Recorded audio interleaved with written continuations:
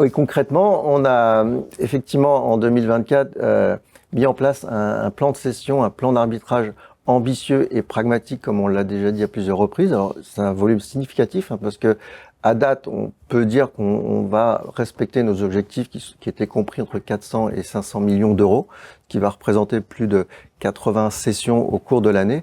Tout ça, ça a été souligné par Virginie dans un volume d'investissement relativement faible. Donc, il a fallu être là aussi très sélectif sur les actifs que nous avons mis sur le marché.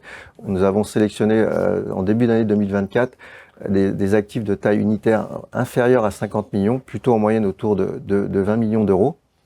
Et on a été identifier qui étaient les acheteurs, comment se positionner les acheteurs en ce début d'année. Et c'est comme ça qu'on a pu atteindre ce volume de cession.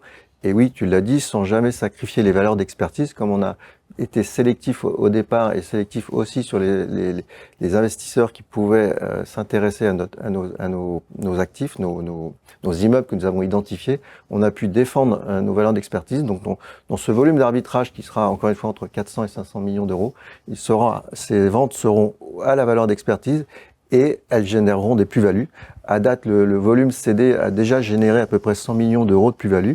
Ce sont des immeubles qui avaient été achetés il y a un certain nombre d'années, voire des immeubles très anciens, donc qui étaient là pour alimenter la performance, mais aussi qui avaient une réserve de plus-value, et c'était le moment d'activer ces réserves de plus-value. Donc nous l'avons fait, et donc on va dépasser les 100 millions d'euros de plus-value, parce qu'aujourd'hui c'est ce que nous avons dans les livres, mais il nous reste 4 mois pour faire gonfler ce chiffre.